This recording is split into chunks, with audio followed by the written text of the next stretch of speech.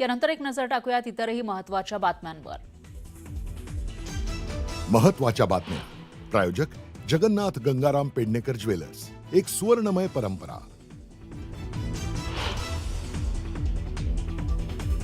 शिरूरच्या पिंपरखेडमध्ये बिबट्याच्या हल्ल्यात लहान मुलाचा मृत्यू। मुलाच्या मृत्यूनंतर संतप्त ग्रामस्थांनी वनविभागाचं कार्यालय आणि कार पेटवली। शिवसैनिकांना त्रास दिल्यास सहन करणार नाही, शंभूराज देसाईंचा शिवेंद्रराजेंना थेट इशारा। मतभेद दूर करण्याचं नेत्यांसमोर आव्हान। मविया आणि मनसेनं काढलेल्या सत्याचा मोर्चाच्या आयोजकांवर गुन्हा दाखल। भाजपच्या मूक आंदोलनावर गुन्हा का दाखल केला नाही, विरोधकांचा सवाल। 15 डिसेंबरला झेडपीसाठी मतदान, तर 15 जानेवारीला पालिका निवडणुका। निवडणुकांच्या संभाव्य तारखा वळसे पाटलांनी केल्या जाहीर। ऑलिम्पिक अध्यक्षपदासाठी 50-50चा पॅटर्न। 2 वर्ष अजित पवार तर 2 वर्ष मुरलीधर मोहोळ होणार अध्यक्ष।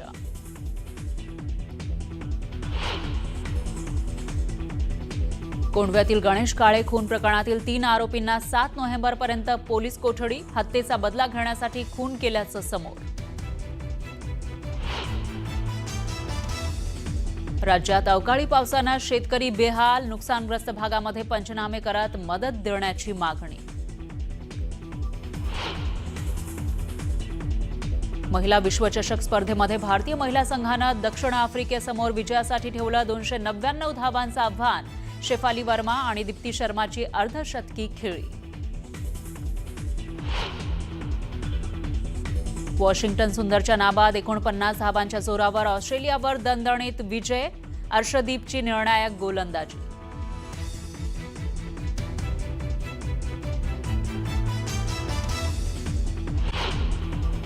आगामी मुंबई महानगरपालिकेच्या निवडणुकीमध्ये आमचा महापौर होऊ दे, असं गारहाणं शिवसेना ठाकरे गटाचे प्रमुख उद्धव ठाकरेंनी घातलंय।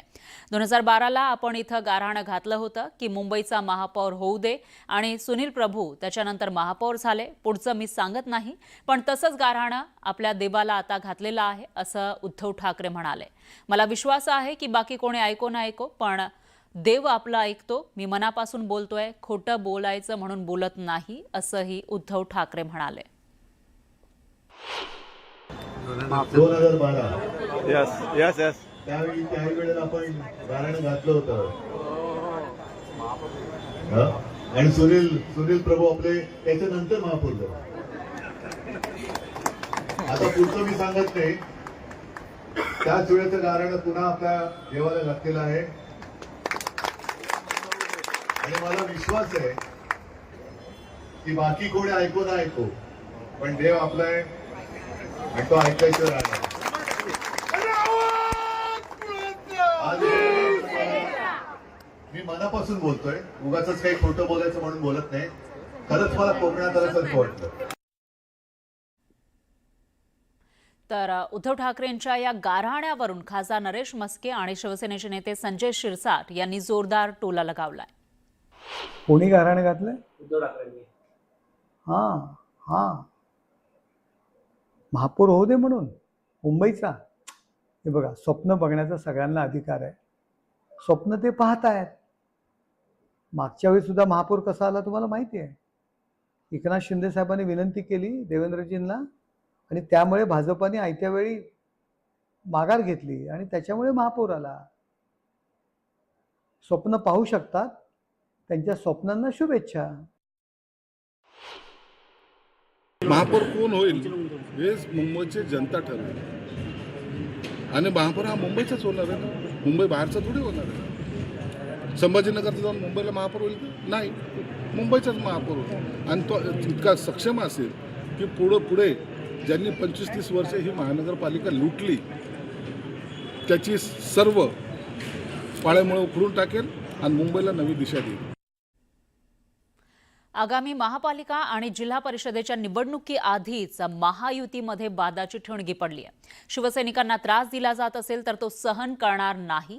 महायुतीमधूनच आपल्याला कमी लेखलं जात असेल तर स्वबळाची आपली ताकद आपण दाखवून देऊ, असा सज्जड इशारा पालकमंत्री शंभूराज देसाईंनी दिला.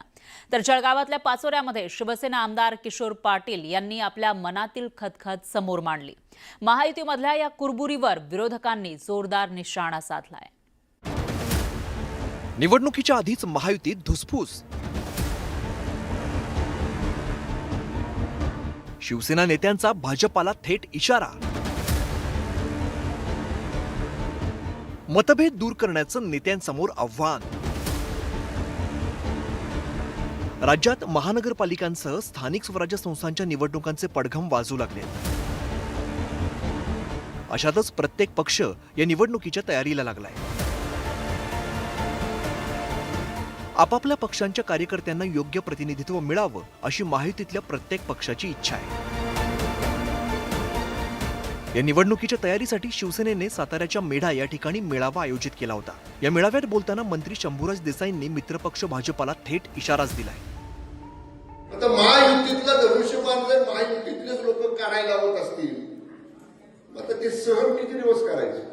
तुम्ही जर शिवसेनेला कमी लेखलं, तुम्ही जर शिवसेनेची अवहेलना केली तर मग शिवसेना स्वबळावर स्वतःची ताकद दाखवेल. पण माझ्या शिवसैनिकाला त्रास झाला तर मग शेवटी पालकमंत्र्याच्या भूमिकेत मला यावं लागेल. असं आहे, त्यांनी त्यांच्या पक्षाची भूमिका मांडली आहे. खरं आहे, शिवसैनिकाला कोणी त्रास दिला तर शंभूराजे काही झोपा काढतील का? ते तर कारवाई करतीलच. शेवटी त्यांचा पक्ष त्यांना सांभाळायचा आहे. शंभूराजेचं म्हणणं असं आहे की बाबा शिवसैनिकाला त्रास झाला तर आम्ही सोडणार नाही. बरोबर आहे, ते शिवसैनिकाला त्रास होईल आणि ते झोपाचोडी काढतील. भाजपाला त्रास होईल तर मी झोपाचोडी काढेल. शेवटी आपापला पक्षाला मजबूत करणे आपली जबाबदारी आहे. नुसतं बोलतील हे दिल्या भाकरीचे आणि सांगितल्या कामाचे, हे नुसतं बोलतील. अपमान रोज सहन करावा लागतोय त्यांना. तोंड दाबून बुक्क्याचा मार म्हणतो तशा पद्धतीनं यांना दररोज सहन करावा लागतो. म्हणून यांच्या नेत्यांना दिल्लीला वारंवार जावं लागतं. परंतु त्याच्यातून काही होत नाहीये. सगळ्या डिपार्टमेंटमध्ये जाऊन बघा, अपमान पावलोपावली या मंत्र्यांचा होतोय. तर शंभूराज देसाई बोलले पण करू काही शकणार. एकीकडे महायुतीत ही धुसफूस सुरू असतानाच पाचोऱ्यातल्या मेळाव्यात बोलताना शिवसेना आमदार किशोर पाटलांनी महायुतीला घरचा आहेर दिलाय. महायुतीच्या प्रत्येक काळात एक फुटकी कवडी सुद्धा आमदारांना मिळाली नसल्याचा दावा त्यांनी केलाय. शिवसेनेच्या 5ही आमदारांनी ठरवलं तर जळगाव जिल्हा परिषदेवरती शिवसेनेचा अध्यक्ष बसणार म्हणत दंड थोपटून भाजपाला आव्हान दिलंय. विशेष म्हणजे किशोर पाटलांना भाजपाकडून त्रास झाल्याचं मंत्री गुलाबराव पाटलांनीही म्हटलंय. बांधवांनो, 1 वर्षात एक फुटकी कवडी सुद्धा या युतीच्या काळामध्ये या आमदारांना मिळालेलं नाहीये. आता आम्हाला एकच सहारा आहे, तो म्हणजे पालकमंत्री गुलाबरावजी पाटील साहेब. यांचा राग बरोबर आहे. माझ्या मतदारसंघामध्ये भाजपने चांगलं काम केलं, यांच्याकडे केलं, पण आप्पाच्या मतदारसंघामध्ये केलं नाही हे मी पण मान्य करतो. आणि हे करत असताना माझ्यावर एक वेळेस अन्याय झाला. तिथं मोदी साहेबांच्या सभेत गोंधळ झाला होता. 5 वर्ष मी मेहनत करायची. ऐन वेळ जर कोणी प्रॉब्लेम करेल तर प्रत्येक माणसाचा करिअरचा विषय असतो. महायुतीतल्या धुसफुसीवरती टीकेचे बाण सोडण्याची संधी विरोधकांनी साधून घेतली आहे. तर सत्ताधारी मात्र सारवासारव करण्याच्या भूमिकेमध्ये दिसून आले. सरकारमध्ये असणारेच काही आमदार आता या सरकारच्या विरोधात बोलायला लागले आहेत. कारण लोकच सरकारच्या विरोधात आहेत. त्यामुळे जर सत्तेतलेच आमदार बोलायला लागतात तेव्हा कुठेतरी वातावरण हे सरकारच्या विरोधात आहे ते आपल्याला जाणवायला लागलेलं आहे. जर तुमच्या नेत्याला एवढीच ताकद असली असती तर मग कुठं ना कुठेतरी त्या ठिकाणी तुमच्या नेत्यांनी पुढाकार घेऊन, म्हणजे एकनाथ शिंदे साहेबांनी पुढाकार घेऊन हा अन्याय कुठेतरी कमी करायला पाहिजे होता. मग नवीन आमदार जे निवडून आले आहेत त्यांना यावर्षी निधी दिला आहे आणि जुन्या आमदारांना जुन्या कामावर पैसे त्या ठिकाणी सरकारने दिलेले आहेत. असा निर्णय आमच्या सरकारमध्ये झाला की जुन्या आमदारांनी आपल्या जुन्या प्रकल्पावर खर्च करून ते काम पूर्ण करायचे. नवीन जे आमदार आहेत त्यांना नवीन निधी द्यायचे. महापालिका आणि स्थानिक स्वराज्य संस्थांच्या निवडणुकांना कार्यकर्त्यांच्या निवडणुका म्हणून बोललं जात आहे. मुंबई आणि ठाण्यासह राज्यात अनेक ठिकाणी महायुतीत आत्तापासूनच रस्सीखेच सुरू झाली आहे. अशातच या निवडणुकीपूर्वी शिवसेना नेत्यांनी खदखद व्यक्त करत भाजपाला थेट आव्हान दिलंय. आता हे मतभेद दूर करण्याचं मोठं आव्हान महायुतीच्या नेत्यांसमोर आहे. Bureau report, news 18 Lokmat. एकीकडे महायुतीमध्ये रस्सीखेच पाहायला मिळते तर दुसरीकडे दिलीप वळसे पाटलांनी निवडणुकीच्या तारखा जाहीर करून टाकल्यात. राष्ट्रवादी काँग्रेसचे ज्येष्ठ नेते आणि माजी गृहमंत्री वळसे पाटील यांनी आगामी स्थानिक स्वराज्य संस्था निवडणुकीचं वेळापत्रकच सांगितलंय. त्यामुळे अनेकांच्या भुवया उंचावल्यात. महापालिकांसह स्थानिक स्वराज्य संस्थांच्या निवडणुकांची तयारी सुरू आहे. अनेक महापालिकांमधील प्रभाग रचना पार पडलेली आहे. आरक्षणाची सोडतही लवकरच काढली जाणार आहे. निवडणुकीच्या तारखा अजूनही निवडणूक आयोगानं घोषित केलेल्या नाहीत. अशातच वळसे पाटलांनी निवडणुकीच्या तारखांबाबत अंदाज वर्तवल्यानं नवा वाद पेटलाय. आधीच मतदार यादीमधील घोळाच्या मुद्द्यावरून विरोधक आक्रमक झाले. निवडणूक आयोग सत्ताधाऱ्यांच्या दावणीला बांधल्याचा आरोप विरोधकांकडून सातत्यानं केला जातोय आणि त्यामध्ये वळसेंच्या विधानामुळे विरोधकांनी जोरदार हल्लाबोल केलाय. माझी जी माहिती आहे त्या माहितीप्रमाणे साधारणपणाने 15 डिसेंबरला जिल्हा परिषदच्या निवडणुकांचं मतदान त्या ठिकाणी होईल आणि जिल्हा परिषदच्या निवडणुका चालू असताना महानगरपालिकांच्या निवडणुका जाहीर होतील आणि 15 जानेवारीला त्याचं मतदान होईल आणि 31 जानेवारीपूर्वी हा सगळा कार्यक्रम निवडणुकीचा संपलेला असेल.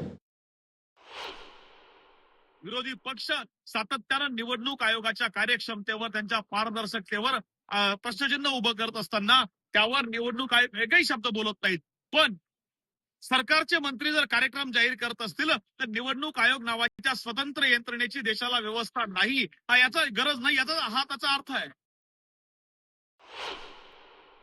असा अंदाज केला असेल. आपण सांगतो की बाबा ज्याप्रमाणे प्रक्रिया चालू आहे निवडणूक आयोगाची, प्रभाग रचना आली, आरक्षण झाले, मतदार यादी आल्या, त्याहून असं वाटतं की निवडणुका यावेळी होतील. तसे वळसे पाटील बोलले असतील. त्यामुळे एवढं त्याला काही हे नाही. निवडणूक आयोग आपला तारखा घोषित करतील. वळसे पाटील जे बोलले असतील ते अंदाजावर बोलले असतील की प्रभाग रचना झाली आहे, मतदार यादी आली आहे, आता निवडणुका इथपर्यंत लागू शकतात. त्यामुळे मला वाटतं याच्यामध्ये अंदाज बांधला असेल. निवडणूक आयोगाचा तारखे घोषित करण्याचा अधिकार निवडणूक आयोगाला. तर बावनकुळेंनी जरी सावध प्रतिक्रिया दिलेली असली तरी संजय शिरसाट यांनी मात्र जोरदार टोला लगावलाय.